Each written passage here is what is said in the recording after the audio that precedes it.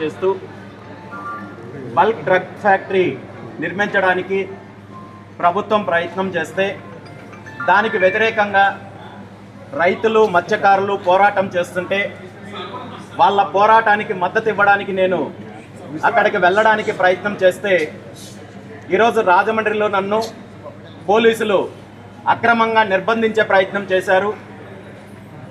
ఈ రాష్ట్రంలో పరిస్థితులు ఎలా ఉన్నాయంటే భారత రాజ్యాంగమో అంబేద్కర్ గారు రాసిన రాజ్యాంగం కాకుండా తాలిబాన్ రాజ్యాంగమో రెడ్ బుక్ రాజ్యాంగం లాంటి వాటిని అమలు చేసే ప్రయత్నం ప్రభుత్వం చేస్తోంది. దానికి కొంతమంది పోలీస్ అధికారులు తొత్తుల్లో వ్యవహరించి దోపిడీదారులకు గూండాదారులకు మద్దతుగా రైతులను అణచివేసే దిశగా మత్స్యకారులను అణచివేసే దిశగా పోరాటం చేస్తున్న వాళ్ళని అణచివేసే దిశగా అక్రమ కేసులు పెట్టే దిశగా ప్రయత్నం చేస్తున్నారు. గతంలో కూడా కరేడుకు సంబంధించిన రైతులకు మద్దతుగా పోరాటం చేస్తున్నప్పుడు కూడా ఇదే విధంగా చేశారు.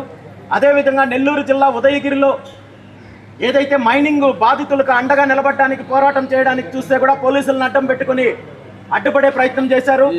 ఈరోజు పాయకరావుపేట నియోజకవర్గంలో మత్స్యకారులకు జరుగుతున్న అన్యాయం పైన పోరాటం చేయాలని చూస్తుంటే, ప్రజాస్వామ్యబద్ధంగా న్యాయపరంగా పోరాటం చేయాలని చూస్తుంటే పోలీసులు వీధి రౌడీల్లాగా ప్రవర్తించి ఈరోజు దౌర్జన్యం చేసే కార్యక్రమం చేస్తున్నారు. ఖచ్చితంగా దీని మీద న్యాయపరమైన చర్యలు తీసుకుంటానని చెప్పి ఈ సందర్భంగా తెలియజేస్తూ, ఈరోజు ఆ గ్రామానికి వెళ్ళకూడదని నన్ను అడ్డుకున్నారు కాబట్టి ఖచ్చితంగా నేను న్యాయస్థానాన్ని ఆశ్రయిస్తాను. హైకోర్టు ద్వారా పర్మిషన్ తీసుకొని ఖచ్చితంగా ఆ గ్రామస్తులకు అండగా బీసీవై పార్టీ ఉంటుందని చెప్పి ఈ సందర్భంగా గ్రామస్తులందరికీ మాటిస్తాను. తొందరలోనే ఒక వారం 10 రోజుల్లో మళ్ళీ న్యాయస్థానం ద్వారా పర్మిషన్ తీసుకొని మీ గ్రామాన్ని సందర్శిస్తాను. మీ పోరాటానికి అండంగా ఉంటాను. మీ దగ్గర బలవంతంగా భూములు లాక్కోవాలి లేదా మరో రకంగా దోపిడీ చెయ్యాలంటే మాత్రము అది ఎట్టి పరిస్థితుల్లోనూ జరగదు.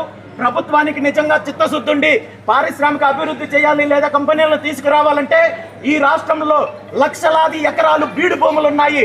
అంతే తప్ప తీర ప్రాంతంలో ఉన్న భూములు వ్యవసాయం చేసే భూముల్లో మీరు కుట్ర చేసి దోపిడీ చేయడానికి, ఈ విధంగా కంపెనీలకు వేల కోట్ల విలువైన భూములను అప్పచెప్పడానికి, మత్స్యకారుల జీవితాలతో ఆడుకోవడానికి, రైతుల జీవితాలతో ఆడుకోవడానికి ప్రయత్నం చేస్తే మాత్రం ఖచ్చితంగా బీసీవై పార్టీ పోరాటం చేస్తుంది.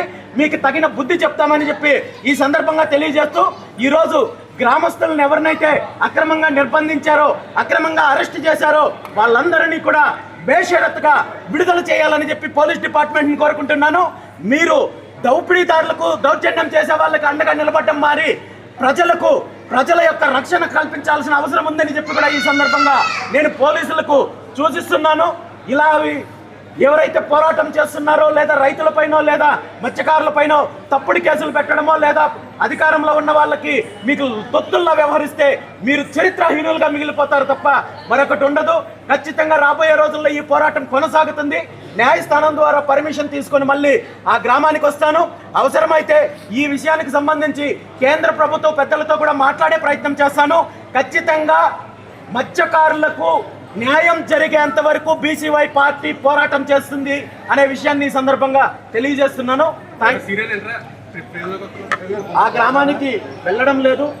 నాకు నోటీస్ ఇచ్చినప్పుడే పోలీసు వాళ్ళకి నేను స్పష్టంగా చెప్పడం జరిగింది.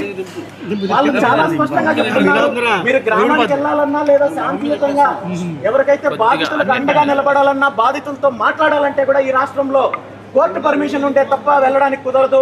ఇదే మా రాజ్యాంగం అని పోలీసు వాళ్ళే చెప్పారు. దాని ప్రకారమే నేను కోర్టు పర్మిషన్ తీసుకొని వెళ్ళడానికి ప్రయత్నం చేస్తానని చెప్తే కూడా ఈరోజు ఉదయం రూముల నుండి కూడా నన్ను బయటకు రానివ్వకుండా అడ్డుకునే ప్రయత్నం చేశారు. వాళ్ళందరి పైన కూడా న్యాయపరమైన చర్యలు కూడా తీసుకుంటాను.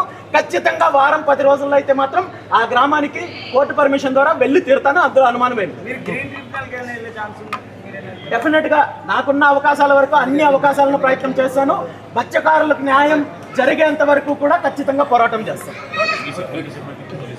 సెక్యూరిటీ సిబ్బంది పైన చేయి చేసుకోవడము, వాళ్ళపైన వ్యక్తిగతంగా దాడి చేయడం, వాళ్ళ డ్యూటీ వాళ్ళు చేస్తుంటే వాళ్ళని అడ్డుకునే ప్రయత్నం చేయడం, ఈవెన్ నా మీద చేయి చేసుకోవడానికి కూడా ప్రయత్నం చేశారు. వీటన్నింటికీ కూడా ఖచ్చితంగా నేను ఫిర్యాదు చేస్తాను. చట్టపరంగా నేను తీసుకునే చర్యలన్నీ కూడా తీసుకోవడం జరుగుతుంది.